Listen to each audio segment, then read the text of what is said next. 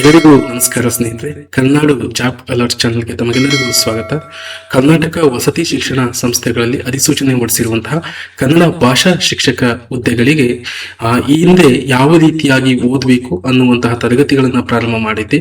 ಅದರಲ್ಲಿ ಕನ್ನಡ ಸಾಹಿತ್ಯ ಚರಿತ್ರೆ, ಮೀಮಾಂಸೆ ಮತ್ತು ಛಂದಸ್ಸು ವಿಷಯಗಳನ್ನ ಯಾವೆಲ್ಲ ಪುಸ್ತಕಗಳನ್ನ ತೆಗೆದುಕೊಂಡು ಓದಬೇಕು, ಮತ್ತೆ ನಾವು ಓದುವಾಗ ಅನುಸರಿಸಬೇಕಾದಂತಹ ಕ್ರಮಗಳ ಕುರಿತು ಇಂದಿನ ತರಗತಿಯಲ್ಲಿ ನಾನು ತರಗತಿಗಳನ್ನ ನಡೆಸಿಕೊಟ್ಟಿದ್ದೆ. ಅದೇ ರೀತಿಯಾಗಿ ನೀವೆಲ್ಲರೂ ಸಹ ವಿಡಿಯೋವನ್ನು ನೋಡುವ ಮುಖಾಂತರ ಅತಿ ಹೆಚ್ಚು ಪ್ರೋತ್ಸಾಹವನ್ನ ನೀಡಿದ್ದೀರಾ.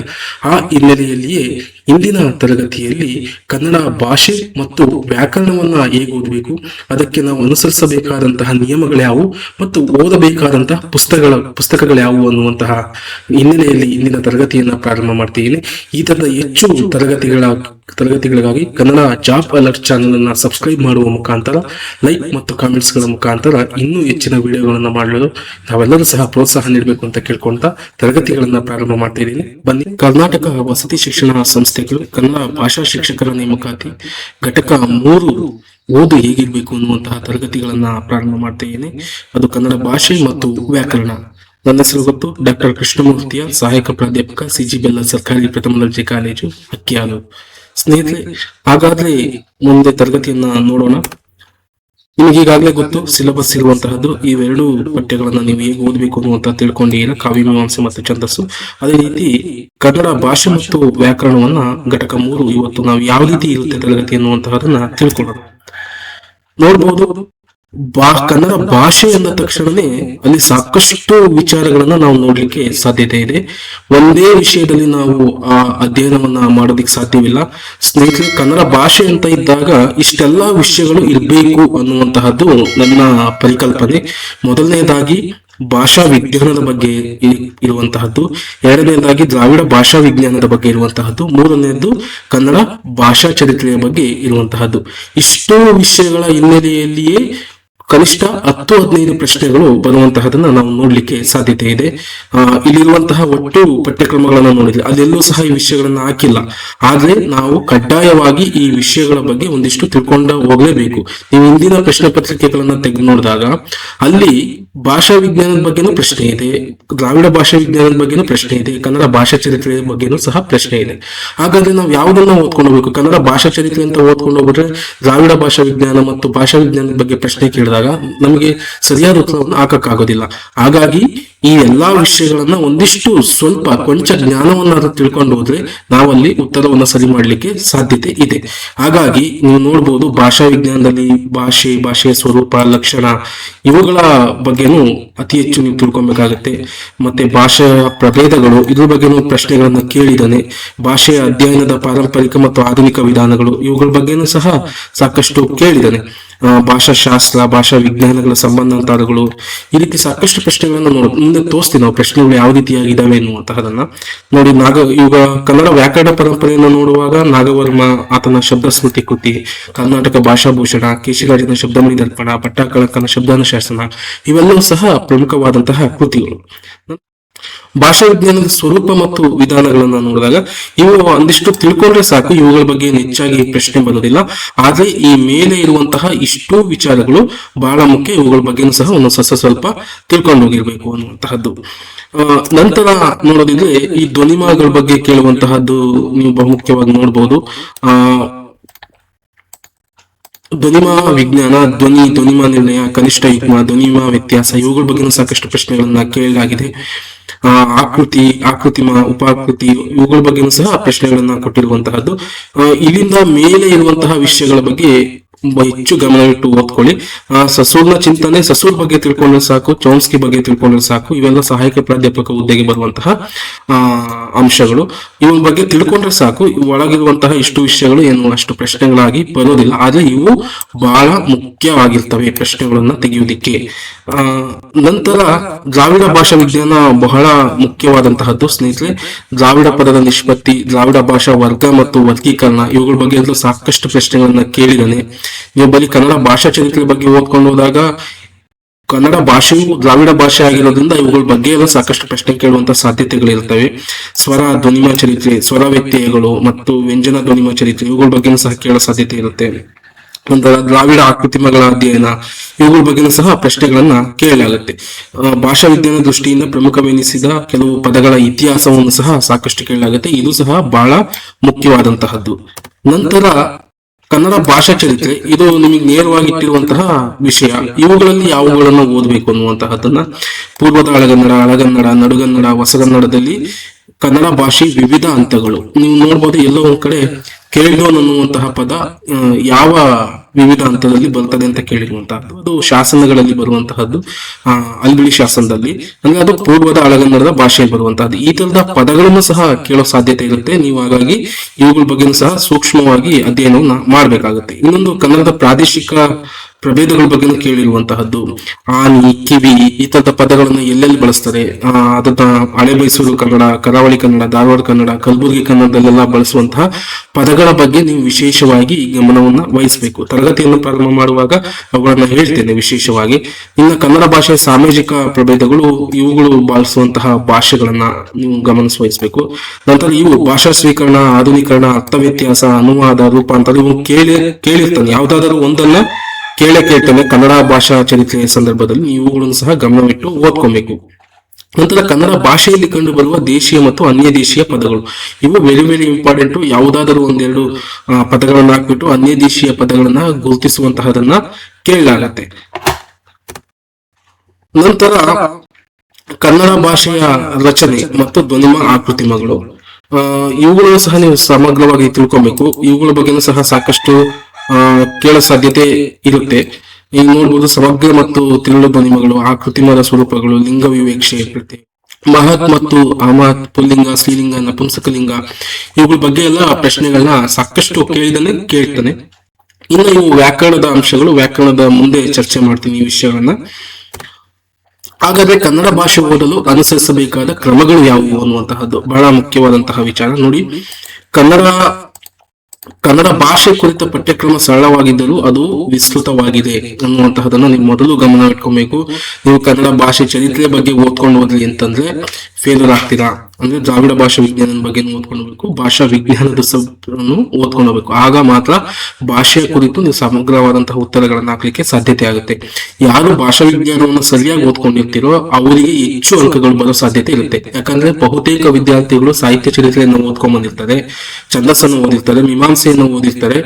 ಈ ಭಾಷಾ ವಿಜ್ಞಾನವನ್ನ ಸರಿಯಾದ ರೀತಿಯಲ್ಲಿ ಓದಿರೋದಿಲ್ಲ. ಈ ವಿಷಯವನ್ನು ಯಾರು ಸರಿಯಾದ ರೀತಿಯಲ್ಲಿ ಓದಿರ್ತಾರೋ ಅವರಿಗೆ ಹೆಚ್ಚು ಅಂಕಗಳು ಬರ್ತವೆ ಮತ್ತು ಇವರು ಪಟ್ಟಿಯಲ್ಲಿ ಇರುವಂತಹ ಹೆಸರು ಸಾಧ್ಯತೆ ಹೆಚ್ಚಾಗಿರುತ್ತೆ ಅನ್ನುವಂತಹದ್ದು. ಹಾಗಾಗಿ ಇದನ್ನು ವಿಸ್ತೃತವಾಗಿ ನೀವು ಓದ್ಕೊಬೇಕು. ಪ್ರಶ್ನೆ ಎಲ್ಲಿಂದ ತೆಗಿತಾನೆ ಅಂತ ಗೊತ್ತಿಲ್ಲ, ಆದ್ರೆ ನೀವು ಆ ವಿಷಯಗಳ ಬಗ್ಗೆ ಏನಾದ್ರು ಒಂದ್ ಸ್ವಲ್ಪ ಓದ್ಕೊಂಡಿದ್ರಿ ಅಂತಂದ್ರೆ ನೀವು ಅದನ್ನ ಐಡೆಂಟಿಫೈ ಮಾಡೋದಕ್ಕೆ ಸಹಾಯ ಆಗುತ್ತೆ. ಇನ್ನೊಂದು, ಇದರಲ್ಲಿ ಭಾಷಾ ಚರಿತ್ರೆ, ಭಾಷಾ ವಿಜ್ಞಾನ, ದ್ರಾವಿಡ ಭಾಷಾ ವಿಜ್ಞಾನ ವಿಷಯ ಬಹಳ ಮುಖ್ಯವಾದಂತಹದ್ದು. ಈ ಮೂರನ್ನು ಸಹ ನೀವು ಪಾಯಿಂಟ್ಸ್ ಮಾಡ್ಕೊಂಡು ರಿವಿಷನ್ ಮಾಡ್ಕೊಂಡು ಪರೀಕ್ಷೆಗೆ ಹೋಗ್ಲೇಬೇಕು. ನಿಮಗೆ ಒಂದ್ ಕಡೆಯಿಂದ ಕನ್ನಡ ಸಾಹಿತ್ಯ ಚರಿತ್ರೆಗೂ ಸಹ ಈ ವಿಷಯಗಳನ್ನು ಓದೋದ್ರಿಂದ ಅನುಕೂಲ ಆಗುತ್ತೆ ಅನ್ನುವಂತಹದನ್ನ ಮಂದಟ್ ಮಾಡ್ಕೊಬೇಕು. ನಂತರ ಭಾಷಾ ವಿಜ್ಞಾನ ಕುರಿತ ಪಠ್ಯಕ್ರಮ ವಿಸ್ತೃತವಾದರೂ ಓದ್ಲೇಬೇಕು ಅನ್ನುವಂತಹದ್ದು ಮಂದಟ್ ಮಾಡ್ಕೊಬೇಕು. ಇದು ಓದುವಾಗ ಒಂದಿಷ್ಟು ನಿಮಗೆ ಸೋಜಿಗೆ ಅನ್ಸ್ಬಹುದು, ಅರ್ಥ ಆಗ್ದಲೇ ಇರ್ಬೋದು, ಏನಪ್ಪ ಓದೋದು ಅನ್ನುವಂತಹದ್ದು. ಅದನ್ನೆಲ್ಲ ತೆಗೆದಾಕಿ ನಾನು ಭಾಷೆಯನ್ನ ಕಲಿತಿದ್ದೀನಿ, ಅದರ ವಿಧಿವಿಧಾನಗಳನ್ನ ತಿಳ್ಕೊಳ್ತಿದ್ದೀನಿ ಅಂತ ಏನಾದ್ರು ಓದಿದ್ರೆ ನಿಮಗೆ ಸಂಪೂರ್ಣವಾಗಿ ಅರ್ಥ ಆಗ್ತಾ ಹೋಗುತ್ತೆ. ಹಾಗಾಗಿ ಪರೀಕ್ಷೆಯಲ್ಲಿ ಈ ಸಡೆಯಿಂದ ಬರುವಂತಹ ಪ್ರಶ್ನೆಗಳೇ ಒಂದಿಷ್ಟು ಕಠಿಣವಾಗಿರ್ತವೆ. ಹಾಗಾಗಿ ನೇರವಾಗಿ ಗೊತ್ತಿದ್ರೆ ಮಾತ್ರ ಆನ್ಸರ್ ಮಾಡಕ್ ಸಾಧ್ಯ, ಇಲ್ಲ ಅಂದ್ರೆ ಆನ್ಸರ್ ಮಾಡಕ್ ಸಾಧ್ಯತೆ ಇಲ್ಲ. ಹಾಗಾಗಿ ಇದನ್ನು ಓದ್ಕೊಂಡು ಹೋಗ್ಲೇಬೇಕು. ಇನ್ನೊಂದು, ಭಾಷೆಯ ಸ್ವರೂಪ ಮತ್ತು ವ್ಯಾಖ್ಯಾನಗಳನ್ನ ಓದ್ಬೇಕು. ವ್ಯಾಖ್ಯಾನ ಒಂದು ಯಾವ್ದಾದ್ರು ಕೇಳ್ತಾನೆ, ಭಾಷೆಯ ಸ್ವರೂಪದ ಬಗ್ಗೆನೂ ಸಹ ಕೇಳ್ತಾನೆ. ಲಿಂಗ್ವಿಸ್ಟಿಕ್ ಅನ್ನುವಂತಹ ಪದ ಯಾವ ಭಾಷೆಯಿಂದ ಬಂದಿದೆ ಅನ್ನುವಂತಹ ಪ್ರಶ್ನೆಗಳನ್ನ, ಮೂಲಭೂತ ಪ್ರಶ್ನೆಯನ್ನ ಕೇಳಿರುವಂತಹದನ್ನ ನೋಡ್ಬೋದು. ಹಾಗಾಗಿ ಈ ತರದ ಸಾಕಷ್ಟು ಪ್ರಶ್ನೆಗಳನ್ನ ನೀವು ನೋಡ್ಬೇಕಾಗತ್ತೆ. ಇನ್ನೊಂದು, ಧ್ವನಿಮ ಆಕೃತಿಮಗಳು ಬಹಳ ಮುಖ್ಯ. ಇವುಗಳ ಬಗ್ಗೆನೂ ಸಹ ನೀವು ತಿಳ್ಕೊಂಡು ಹೋಗ್ಬೇಕು. ಇನ್ನೊಂದು, ಭಾಷಾ ವರ್ಗೀಕರಣಗಳ ಬಗ್ಗೆ ಸಾಕಷ್ಟು ಪ್ರಶ್ನೆಗಳು ಬಂದಿರೋದು ನೋಡಕ್ ಸಾಧ್ಯತೆ ಇದೆ. ಹಾಗಾಗಿ ಎಲ್ಲಾ ಭಾಷಾ ವರ್ಗೀಕರಣಗಳನ್ನ ನೀವು ತಿಳ್ಕೊಂಡು ಹೋಗ್ಬೇಕಾಗತ್ತೆ. ಈ ಭಾಷಾ ವರ್ಗೀಕರಣಗಳಲ್ಲಿ ವಿವಿಧ ರೀತಿಯಲ್ಲಿ ಭಾಷಾ ವರ್ಗೀಕರಣಗಳನ್ನ ಮಾಡಿರೋದು ನೋಡಬಹುದು ಭಾಷಾ ವಿಜ್ಞಾನಿಗಳು. ಅವುಗಳೆಲ್ಲವನ್ನು ಸಹ ತಿಳ್ಕೊಂಡು ಹೋಗಿ. ನಂತರ ಭಾಷಾ ಸಿದ್ಧಾಂತಗಳ ಬಗ್ಗೆನೂ ಸಹ ಕೇಳಿರುವಂತಹದ್ದು ನೋಡಬಹುದು. ಭೌಭವ ಸಿದ್ಧಾಂತ ಅಂತ ಅನ್ನುವಂತಹದ್ದು, ಅನುರಣನ ಸಿದ್ಧಾಂತ ಅನ್ನುವಂತಹದ್ದು, ಇವೆಲ್ಲಾ ಸಿದ್ಧಾಂತಗಳ ಬಗ್ಗೆನೂ ಸಹ ತಿಳ್ಕೊಳ್ಬೇಕು. ಇವುಗಳ ಬಗ್ಗೆನೂ ಸಹ ಪ್ರಶ್ನೆ ಆಗಿರುವಂತಹದ್ದು. ಇನ್ನೊಂದು, ಕನ್ನಡ ಭಾಷಾ ಚರಿತ್ರೆ ಪ್ರಶ್ನೆ ಕೇಳಲಾಗುತ್ತದೆ ಎನ್ನುವಂತಹದ್ದು. ಈಗ ಕನ್ನಡ ಭಾಷಾ ಚರಿತ್ರೆ ಎನ್ನುವಂತಹದ್ದಿದ್ರೆ ಕರ್ನಾಟಕ ಅನ್ನುವಂತಹ ಹೆಸರು ಯಾವೆಲ್ಲ ಹಿನ್ನೆಲೆಯಲ್ಲಿ ಮೊದಲು ಹುಟ್ಕೊಳ್ತು ಅನ್ನುವಂತಹದ್ದು. ಈಗ ಅಲ್ಮಿಡಿ ಅಶೋಕನ ಶಾಸನದಲ್ಲಿ ಸಿಗುವಂತಹ ಇಸಿಲಾ ಪದ್ಧತಿ ಇರ್ಬೋದು, ಅಥವಾ ರಾಮಾಯಣ ಮಹಾಭಾರತಗಳಲ್ಲಿ ಉಲ್ಲೇಖವಾಗಿರುವಂತಹ ಕರ್ನಾಟಕದ ಪದದ ಉಲ್ಲೇಖ ಇರಬಹುದು. ಹೀಗೆ ಸಾಕಷ್ಟು ಬೇರೆ ಬೇರೆ ಕೃತಿಗಳಲ್ಲಿ ಕರ್ನಾಟಕದ ಉಲ್ಲೇಖ ಇರುವಂತಹದ್ದು, ಅಥವಾ ಕಪ್ಪು ಮಣ್ಣಿನ ನಾಡು ಅನ್ನುವಂತಹ ಹೆಸರಿನ ಹಿನ್ನೆಲೆಯಲ್ಲಿ ಬಂದಂತಹ ಇತಿಹಾಸ ಇರ್ಬೋದು. ಇವುಗಳನ್ನೆಲ್ಲವನ್ನೂ ಸಹ ಸಾಕಷ್ಟು ಹಿನ್ನೆಲೆಯಲ್ಲಿ ಪ್ರಶ್ನೆಗಳನ್ನ ಕೇಳಲಾಗುತ್ತೆ. ಸಾಕಷ್ಟು ಪ್ರಶ್ನೆಗಳನ್ನು ನಾವು ನೋಡಬಹುದು. ನಂತರ ಭಾಷೆಯ ವಿವಿಧ ಹಂತಗಳು ಅಂತ ಅದೇ ಹೇಳಿದ ಪೂರ್ವದ ಹಳಗನ್ನಡ, ನಡುಗನ್ನಡ, ನಂತರ ಹೊಸಗನ್ನಡ, ಈ ಹಂತಗಳಲ್ಲಿ ಯಾವ್ಯಾವ ರೀತಿಯಲ್ಲಿ ಭಾಷೆಯನ್ನ ಬಳಸಲಾಗ್ತಾ ಇತ್ತು ಮತ್ತು ಯಾವೆಲ್ಲ ರೀತಿಯಲ್ಲಿ ವ್ಯಾಕರಣದ ಅಂಶಗಳು ನಮಗೆ ಕಂಡು ಬರ್ತವೆ ಅನ್ನುವಂತಹದನ್ನ ಬಹಳ ಮುಖ್ಯವಾಗಿ ನೀವು ನೋಡ್ಬೇಕು. ನಂತರ ಉಪಭಾಷೆಗಳ ಬಗ್ಗೆ ಗಮನ ವಹಿಸಿ ಉಪಭಾಷೆಗಳ ಬಗ್ಗೆ ಸಹ ಪ್ರಮುಖವಾಗಿ ಪ್ರಶ್ನೆಯನ್ನ ಕೇಳಲಾಗುತ್ತೆ ಅನ್ನುವಂತಹದ್ದು. ಒಟ್ಟು ಭಾಷೆಯನ್ನ ನೀವು ಭಾಷಾ ವಿಜ್ಞಾನವನ್ನ ಓದ್ತಾ ಇದ್ದೀರಿ ಅಂದ್ರೆ ಇಷ್ಟೆಲ್ಲವನ್ನು ಸಹ ನೀವು ಗಮನದಲ್ಲಿ ಇಟ್ಕೊಬೇಕು. ಈ ವಿಷಯಗಳು ನೀವು ಓದುವಂತಹ ಹಂತದಲ್ಲಿ ಗಮನದಲ್ಲಿ ಇಟ್ಕೊಂಡಾಗ ಮಾತ್ರ ನಿಮಗೆ ಪರೀಕ್ಷೆಯಲ್ಲಿ ಬರುವಂತಹ ಪ್ರಶ್ನೆಗಳಿಗೆ ಸರಿಯಾದ ಉತ್ತರವನ್ನ ಹಾಕ್ಲಿಕ್ಕೆ ಸಾಧ್ಯತೆ ಆಗುತ್ತೆ. ನಂತರ ಪ್ರಶ್ನೆಗಳನ್ನು ಯಾವ ರೀತಿ ಕೇಳ್ತಾನೆ ಭಾಷಾ ವಿಜ್ಞಾನದಲ್ಲಿ ಅತಿ ಹೆಚ್ಚು ಐಡೆಂಟಿಫೈ ಮಾಡಿದ್ದೀನಿ ನಾನು. ಆ ಐಡೆಂಟಿಫೈ ಮಾಡಿರುವಂತಹ ಹಿನ್ನೆಲೆಯಲ್ಲಿ ಕೇಳಿರುವಂತಹದ್ದು. ನೀವೇನಾದ್ರೂ ಓದುವಂತಹ ಸಂದರ್ಭದಲ್ಲಿ ಇವನ್ನೆಲ್ಲ ಒಂದಿಷ್ಟು ಐಡೆಂಟಿಫೈ ಮಾಡಿ. ಭಾಷಾ ವಿಜ್ಞಾನಿಗಳ ವ್ಯಾಖ್ಯಾನ ಕೇಳುವಂತಹದ್ದು. ಭಾಷೆ ಎನ್ನುವುದು ಧ್ವನಿ ಮತ್ತು ಸಂಕೇತಗಳ ಯಾದೃಚ್ಛಿಕ ವ್ಯವಸ್ಥೆ ಅನ್ನುವಂತಹದನ್ನ ಸಾಕಷ್ಟು ಬಾರಿ ಪ್ರಶ್ನೆಗಳನ್ನ ಕೇಳಿದ್ದಾನೆ. ಈ ಪ್ರಶ್ನೆಯನ್ನ ಮೂರ್ಮೂರು ಜನ ಬೇರೆ ಬೇರೆ ರೀತಿ ಒಂದೇ ವಾಕ್ಯವನ್ನ ಬೇರೆ ಬೇರೆ ರೀತಿಯಲ್ಲಿ ಅರ್ಥೈಸಿರುವಂತಹದನ್ನ ನೀವು ನೋಡ್ಬೋದು. ಬ್ರಾಕನ್ ಟೈಲನ್ ಇರ್ಬೋದು, ಹೆನ್ರಿ ಸ್ಟುವರ್ಟ್ ಇರ್ಬೋದು, ಇವರೆಲ್ಲರೂ ಸಹ, ಮತ್ತೆ ಪ್ಲೇಟೋ ಇರ್ಬೋದು. ಪ್ಲೇಟೋನು ಸಹ ಇದೇ ರೀತಿ ಹೇಳಿರುವಂತಹದನ್ನ, ಅಂದ್ರೆ ಬೇರೆ ಬೇರೆ ರೀತಿ ಒಂದೇ ಸಾಲನ್ನ ಬೇರೆ ಬೇರೆ ರೀತಿ ಅರ್ಥೈಸಿದ್ದಾರೆ. ಹಾಗಾಗಿ ಸ್ಪಷ್ಟವಾಗಿ ಈ ವ್ಯಾಖ್ಯಾನಗಳನ್ನ ಗಮನದಲ್ಲಿಟ್ಕೊಂಡು ನೀವು ಅಧ್ಯಯನವನ್ನು ಮಾಡಬೇಕಾಗುತ್ತೆ. ಇನ್ನೊಂದು ಭಾಷಾ ವರ್ಗೀಕರಣಗಳ ಬಗ್ಗೆ ಈಗಾಗಲೇ ಹೇಳ್ತಿರುವಂತೆ ಇವುಗಳ ಬಗ್ಗೆ ಸಾಕಷ್ಟು ಪ್ರಶ್ನೆಗಳನ್ನ ಕೇಳಲಾಗುತ್ತೆ. ಇನ್ನೊಂದು ಭಾಷಾ ಸಿದ್ಧಾಂತಗಳನ್ನ ನೇರವಾಗಿ ಪ್ರಶ್ನೆಗಳನ್ನ ಇಡ್ತಾನೆ ಅನ್ನುವಂತಹದ್ದು. ಅನುರಣನ ಸಿದ್ಧಾಂತ, ಯಾರು ಇದನ್ನ ಸಿದ್ಧಾಂತವನ್ನು ಮಂಡಿಸ್ತವರು ಅನ್ನುವಂತಹದ್ದು ಕೇಳುವಂತಹದ್ದು ಇರ್ಬೋದು. ಹೀಗೆ ನಂತರ ಕನ್ನಡ ಭಾಷಾ ಚರಿತ್ರೆಯ ಬಗ್ಗೆ ಕೇಳುವಂತಹದ್ದು. ಈಗ ಕಪ್ಪು ಮಣ್ಣಿನ ನಾಡು ಅಂತ ಯಾರು ಹೇಳಿದ್ದು ಅನ್ನುವಂತಹದ್ದು ಕೇಳುವಂತಹದ್ದು ಇರ್ಬೋದು. ಅಥವಾ ಮಹಾಭಾರತದ ಯಾವ ಪರ್ವದಲ್ಲಿ ಕರ್ನಾಟ ಅನ್ನುವಂತಹ ಪದ ಉಲ್ಲೇಖ ಇದೆ ಅನ್ನುವಂತಹದ್ದು ಕೇಳಬಹುದು. ಇಸಿಲಾ ಅನ್ನುವಂತಹ ಪದ ಯಾವ ಶಾಸನದಲ್ಲಿದೆ ಅನ್ನುವಂತಹದನ್ನ ಕೇಳೋದಿರ್ಬೋದು. ಹೀಗೆ ಕನ್ನಡ ಭಾಷಾ ಚರಿತ್ರೆಯ ಬಗ್ಗೆ ಸಾಕಷ್ಟು ಪ್ರಶ್ನೆಗಳನ್ನ ಕೇಳಲಾಗುತ್ತೆ. ಇನ್ನೊಂದು ಭಾಷೆಯ ಆಕೃತಿಮ ಪದಗಳ ಬಗ್ಗೆ ಸಹ ಪ್ರಶ್ನೆಗಳನ್ನ ಕೇಳಲಾಗುತ್ತೆ. ಇದನ್ನ ಗಮನದಲ್ಲಿಟ್ಟು ನೋಡ್ಕೊಳ್ಳಿ. ಇನ್ನೊಂದು ದ್ರಾವಿಡ ಭಾಷೆಗಳ ಪಟ್ಟಿ. ಇನ್ನೊಂದು ಉತ್ತರ ದ್ರಾವಿಡ ಭಾಷೆಗಳು, ಮಧ್ಯ ದ್ರಾವಿಡ ಭಾಷೆಗಳು, ದಕ್ಷಿಣ ದ್ರಾವಿಡ ಭಾಷೆಗಳು, ಮತ್ತೆ ಭಾರತದ ಆಚೆ ಇರುವಂತಹ ದ್ರಾವಿಡ ಭಾಷೆಗಳು, ಇವುಗಳ ಬಗ್ಗೆ ನೀವು ಗಮನವನ್ನು ವಹಿಸಬೇಕು. ಮತ್ತೆ ಪಂಚ ದ್ರಾವಿಡ ಭಾಷೆಗಳ ಬಗ್ಗೆ ಸಹ ಗಮನವನ್ನು ವಹಿಸಬೇಕು. ಮತ್ತೆ ಯಾವ್ಯಾವ ದ್ರಾವಿಡ ಭಾಷೆಗಳು ಬರ್ತವೆ ಅನ್ನುವಂತಹದನ್ನ ಪಟ್ಟಿಯನ್ನ ಮಾಡ್ಕೊಂಡಾಗ ನಿಮಗೆ ಸರಳವಾಗ್ತಾ ಹೋಗ್ತವೆ. ಇನ್ನೊಂದು ದ್ರಾವಿಡ ಭಾಷಾ ವಿಜ್ಞಾನಿಗಳ ಕೃತಿಗಳು ಅನ್ನುವಂತಹದ್ದು. ಈಗ ಕಂಪೇರಿಟಿವ್ ಆಗಿ ದ್ರಾವಿಡ ಭಾಷಾ ವಿಜ್ಞಾನಿಗಳು ಮಾಡಿರುವಂತಹದನ್ನ ನೋಡಬಹುದು. ರಾಬರ್ಟ್ ಕಾಲ್ಡ್ವೆಲ್ ಅವರ ಕಂಪೇರಿಟಿವ್ ಲ್ಯಾಂಗ್ವೇಜ್ ಬಗ್ಗೆ ಮಾಡಿರುವಂತಹ ಕೃತಿಯನ್ನ ನೋಡಬಹುದು. ಆ ತರದ ಸಾಕಷ್ಟು ಸಂಶೋಧನಾ ಪುಸ್ತಕಗಳ ಪಟ್ಟಿಗಳನ್ನ ಮಾಡ್ಕೊಬೇಕು ದ್ರಾವಿಡ ಭಾಷಾ ವಿಜ್ಞಾನಿಗಳದ್ದು. ನಂತರ ಕನ್ನಡ ಭಾಷೆ ಮತ್ತು ಭಾಷಾ ವಿಜ್ಞಾನಿಗಳು ಕುರಿತು ಬರೆದಂತಹ ಪುಸ್ತಕಗಳು, ಕನ್ನಡದಲ್ಲಿ ಬರೆದಂತಹದ್ದು. ಈ ಚಿದಾನಂದ ಮೂರ್ತಿ ಅವ್ರ ಪುಸ್ತಕನೇ ಪ್ರಶ್ನೆ ಆಗಿದೆ. ಅದು ಭಾಷಾ ವಿಜ್ಞಾನದ ಮೂಲ ತತ್ವಗಳು ಯಾರು ಬರೆದಿದ್ದು ಅನ್ನುವಂತಹದ್ದು. ಆ ತರ ಸಾಕಷ್ಟು ಜನ, ಈ ವರ್ಣನಾತ್ಮಕ ಭಾಷಾ ವಿಜ್ಞಾನ ಇರ್ಬೋದು, ಕನ್ನಡ ಭಾಷಾ ಚರಿತ್ರೆ ಅನ್ನುವಂತಹದನ್ನು ಕುರಿತು ಬರೆದಿರುವಂತಹದ್ದು. ಹೀಗೆ ಸಾಕಷ್ಟು ಭಾಷೆಯ ಕುರಿತು ಕನ್ನಡದಲ್ಲಿ ಬಂದಂತಹ ಕೃತಿಗಳನ್ನ ನೀವು ಪಟ್ಟಿ ಮಾಡ್ಕೊಬೇಕು. ಆ ಕೃತಿಗಳನ್ನ ಕೇಳೋ ಸಾಧ್ಯತೆ ಇದೆ. ನೀವು ಗಮನಿಸಬೇಕು. ಎಲ್ಲವನ್ನೂ ಓದೋದಕ್ಕಿಂತ, ಬೇರೆ ಏನೇನೋ ವಿಷಯಗಳನ್ನು ಓದೋದಕ್ಕಿಂತ ಯಾವನ್ನ ಹೆಚ್ಚು ಐಡೆಂಟಿಫೈ ಮಾಡಿದಾನೆ, ನೀವು ಓದಿದ ನಂತರ ಯಾವುದನ್ನು ಅತಿ ಹೆಚ್ಚು ಐಡೆಂಟಿಫೈ ಮಾಡಿ ಪ್ರಶ್ನೆಗಳನ್ನ ಕೇಳಿದಾನೆ ಅನ್ನೋದ್ರ ಕಡೆಗೆ ನೀವೇನಾದ್ರೂ ಗಮನ ವಹಿಸಿದ್ರೆ ಇವುಗಳ ಕಡೆಗೆ ಹೆಚ್ಚು ಗಮನವನ್ನು ವಹಿಸಬೇಕಾಗುತ್ತೆ. ಈ ಪ್ರಶ್ನೆಗಳಿಗೆ ಉತ್ತರಗಳನ್ನ ಹಾಕ್ಬೇಕಾಗುತ್ತೆ. ಹಾಗಾದ್ರೆ ನೋಡೋಣ ಯಾವೆಲ್ಲ ಪ್ರಶ್ನೆಗಳನ್ನ ಯಾವ ಹಿನ್ನೆಲೆಯಲ್ಲಿ ಕೇಳಿದಾನೆ ಅನ್ನುವಂತಹದನ್ನ ನಾವು ಮೊದಲೇ ನೋಡ್ಬೋದು. ಮೊದಲನೇ ಪ್ರಶ್ನೆ, ಒಂದು ದೇಶ ಅಥವಾ ಒಂದು ರಾಷ್ಟ್ರದ ಜನರಾಡುವ ಭಾಷೆಗಳನ್ನು ಒಂದು ಗುಂಪಾಗಿ ಮಾಡುವುದು ಯಾವುದು ಅಂತ ಕೇಳಿ ಅಂತ ಪ್ರಶ್ನೆ. ಇದು ನೋಡ್ಬೋದು. ಇದಕ್ಕೆ ಸರಿಯಾದ ಉತ್ತರ ಭೌಗೋಳಿಕ ವರ್ಗೀಕರಣ ಅಂತ ಕರೀತಾರೆ. ಅಂದ್ರೆ ಒಂದು ಭೌಗೋಳಿಕವಾಗಿ ಅಲ್ಲಿ ಎಷ್ಟು ಜನರಿದ್ದಾರೆ, ಅಲ್ಲಿ ಆಡುವಂತಹ ಭಾಷೆಗಳು ಯಾವುವು ಅನ್ನುವಂತಹದನ್ನ ವರ್ಗೀಕರಣ ಮಾಡುವಂತಹದ್ದು. ಈ ಭಾರತವನ್ನ ದೇಶವನ್ನು ತೆಗೆದುಕೊಂಡಾಗ ಅದು ಒಂದು ರಾಷ್ಟ್ರವಾಗುತ್ತೆ. ಅಲ್ಲಿ ಜನರಾಡುವ ಭಾಷೆಗಳನ್ನ ನಾವು ಅಧ್ಯಯನ ಮಾಡುವ ಗುಂಪಾಗಿ ಮಾಡೋದಕ್ಕೋಸ್ಕರ ಅದನ್ನು ಭೌಗೋಳಿಕ ವರ್ಗೀಕರಣ ಅಂತ ಕರೀತಾರೆ. ಪ್ರಶ್ನೆ ಪತ್ರಿಕೆ ಬಿಡಿಸುವಾಗ ನಾನು ಇನ್ನೂ ಸರಳವಾಗಿ ಹೇಳ್ಕೊಡ್ತೀನಿ ಯಾವ ರೀತಿಯಾಗಿರುವಂತಹದ್ದು ಅಂತ. ನಂತರ ಜಗತ್ತಿನ ದೊಡ್ಡ ಭಾಷಾ ಪರಿವಾರ ಅಂತಂದ್ರೆ ಯಾವುದು ಅನ್ನುವಂತಹದ್ದು. ಮೊದಲನೇದು ಇಂಡೋ ಯುರೋಪಿಯನ್ ಭಾಷಾ ಪರಿವಾರವನ್ನ ದೊಡ್ಡ ಭಾಷಾ ಪರಿವಾರ ಅಂತ ಇವತ್ತಿಗೂ ಇಂದಿನವರೆಗೂ ಸಹ ಕರೆಯುವಂತಹದನ್ನ ನಾವು ನೋಡಬಹುದು. ಇದು ಸಹ ಸರಿ ಉತ್ತರಾಗುತ್ತೆ. ನೋಡೋಣ ಮುಂದೆ ಯಾವ ಹೆಚ್ಚು ಪ್ರಶ್ನೆಗಳು ಬಂದಿದ್ದಾವೆ ಅಂತ ಮಾತಾಡ್ತಾ ಹೋಗುವಂತಹ ಸಂದರ್ಭದಲ್ಲಿ ನಮಗೆ ಇನ್ನು ಮನವರಿಕೆ ಆಗ್ತಾ ಹೋಗುತ್ತೆ. ಇನ್ನೊಂದು, ಕೆಳಗಿನವುಗಳಲ್ಲಿ ಯಾವ ಭಾಷಾ ವರ್ಗೀಕರಣ ಹೆಚ್ಚು ವೈಜ್ಞಾನಿಕವಾಗಿದೆ ಅನ್ನುವಂತಹ ನೋಡೋದಿದ್ರೆ ವಾಂಶಿಕ ವರ್ಗೀಕರಣ ಅತ್ಯಂತ ವೈಜ್ಞಾನಿಕವಾಗಿರುವಂತಹದ್ದು ಅಂತ ಇಲ್ಲಿವರೆಗೂ ಸಹ ಐಡೆಂಟಿಫೈ ನಾವು ಓದುವಾಗ ಇನ್ನೂ ಸ್ಪಷ್ಟವಾಗಿ ಅರ್ಥ ಆಗುತ್ತೆ. ಇದನ್ನ ನಾವು ಹೆಚ್ಚಾಗಿ ಗುರುತಿಸ್ಕೊಬಹುದು. ನಂತರ ನೋಡಿ, ವ್ಯಾಖ್ಯಾನವನ್ನ ಕೇಳಿರುವಂತಹದ್ದು ಧ್ವನಿ ಸಂಕೇತಗಳಿಂದ ಮನುಷ್ಯನ ವಿಚಾರಗಳನ್ನು ಅಭಿವ್ಯಕ್ತಿಗೊಳಿಸುವ ಸಾಧನವೇ ಭಾಷೆ ಎಂದು ಹೇಳಿದ ವಿದ್ವಾಂಸ ಯಾರು? ಈ ಧ್ವನಿ ಸಂಕೇತಗಳ ಯಾದೃಚ್ಛಿಕ ವ್ಯವಸ್ಥೆ ಅನ್ನುವಂತಹ ಒಬ್ಬರು ಬಳಸಿದ್ದಾರೆ. ಇಲ್ಲಿ ನೋಡ್ಬೋದು, ಈ ಧ್ವನಿ ಸಂಕೇತಗಳಿಂದ ಮನುಷ್ಯನ ವಿಚಾರಗಳನ್ನು ಅಭಿವ್ಯಕ್ತಿಗೊಳಿಸುವ ಸಾಧನವೇ ಭಾಷೆ ಎಂದು ಹೇಳಿದ ವಿದ್ವಾಂಸ ಯಾರು ಅನ್ನುವಂತಹದ್ದು ನಾನು ಓದಿದ ಪ್ರಕಾರ ಇದು ಹೆನ್ರಿ ಸ್ಪಿಟ್ ಹೇಳಿರುವಂತಹದ್ದು.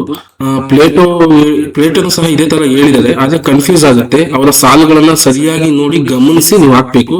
ಈ ವ್ಯಾಖ್ಯಾನದ ಕುರಿತು ಏನಾದ್ರೂ ಒಂದು ಪ್ರಶ್ನೆ ಕಂಪಲ್ಸರಿ ಇರುತ್ತೆ. ಇಲ್ಲಿಯವರೆಗೂ ಆಗಿರುವಂತಹ ಕ್ರೈಸ್ತಗಳ ಪತ್ರಿಕೆಗಳಲ್ಲಿ ವ್ಯಾಖ್ಯಾನಗಳ ಕುರಿತು ಒಂದಲ್ಲ ಒಂದು ವ್ಯಾಖ್ಯಾನವನ್ನ ಇಟ್ಟಿರ್ತಾರೆ. ಹಾಗಾಗಿ ನೀವು ಇದನ್ನು ಗಮನಿಸಬೇಕು. ನಾನು ಹಿಂದೆ ಬರೆದಂತಹ ಪತ್ರಿಕೆಯಲ್ಲಿ ಇದೇ ಕ್ರೈಸ್ಟ್ ಟೀಚರ್ಸ್ ಇಲ್ಲಿ KPSC ನಡೆಸಿದಂತ ಪತ್ರಿಕೆಯಲ್ಲಿ ಒಂದು ವ್ಯಾಖ್ಯಾನವನ್ನ ಕೇಳಿದ್ದ, ಅದು ಬ್ಲಾಕ್ ಅಂಡ್ ಟೈಗರ್ ಬಗ್ಗೆ. ನೀವು ಸಹ ಅದೇ ರೀತಿ ಮುಂದೆ ಪ್ಲೇಟೋ ಕೇಳ್ಬೋದು, ಹೆನ್ರಿ ಸ್ಪಿಟ್ ಕೇಳ್ಬೋದು, ಸ್ಟುವರ್ಟ್ ಹಂಟ್ ಬಗ್ಗೆ ಕೇಳ್ಬೋದು. ಅವ್ರ ಬಗ್ಗೆ ವ್ಯಾಖ್ಯಾನಗಳನ್ನ ಗಮನಿಸಬೇಕಾಗುತ್ತೆ. ಇವರು ಇಷ್ಟು ಜನನು ಸಹ ವ್ಯಾಖ್ಯಾನವನ್ನು ಕೊಟ್ಟಿದ್ದಾರೆ. ಇಲ್ಲಿರುವಂತಹ ಇಷ್ಟು ಜನನು ಇವ್ರ ಬಗ್ಗೆನೂ ಸಹ ಓದ್ಕೊಬೇಕಾಗುತ್ತೆ. ಇದು ನಿಮಗೆ ಬಹಳ ಮುಖ್ಯವಾದಂತಹದ್ದು, ವ್ಯಾಖ್ಯಾನಗಳ ಬಗ್ಗೆ ಇರುವಂತಹದ್ದು. ನಂತರ ನೋಡಿ, ಇದು ವಂದಿಸಿ ಬರೆಯಲಿ ಕೊಟ್ಟಿರುವಂತಹದ್ದು ಕರ್ನಾಟಕ ಭಾಷಾಭೂಷಣ, ಕನ್ನಡ ವ್ಯಾಕರಣ ಸೂತ್ರಗಳು. ಭಾಷೆ ಎಂಬುದು ಯಾದೃಚ್ಛಿಕ ಧ್ವನಿ ಸಂಕೇತಗಳ ಒಂದು ವ್ಯವಸ್ಥೆ. ನೋಡಿ, ಇಲ್ಲೂ ಬಂತು ಒಂದು ವ್ಯಾಖ್ಯಾನ. ಕೆಲವು ನಿಜ ಬಿಂದುಗಳು, ಕೆಲವು ವಿಕಲ್ಪ ಅರ್ಥ ಬಿಂದುಗಳೆಂದು ಹೇಳಿದವರು ಯಾರು ಅಂತ ಅದು ನಿಮಗೆ ಸಾಮಾನ್ಯವಾಗಿ ಗೊತ್ತಾಗತ್ತೆ, ಯಾರ್ಯಾರು ಏನೇನು ಹೇಳಿರುವಂತಹದ್ದು. ಈಗ ಇದನ್ನ ವ್ಯಾಖ್ಯಾನವನ್ನ ಹೇಳಿರುವಂತಹದ್ದು ಸ್ಪೋರ್ಟ್ ಪಾಯಿಂಟ್ ಅನ್ನುವಂತಹ ಹೇಳಿರುವಂತಹ ನಂತರ ಕರ್ನಾಟಕ ಭಾಷಾಭೂಷಣ ಕೃತಿ 2ನೇ ನಾಗವರ್ಮಂದು ಕೃತಿ.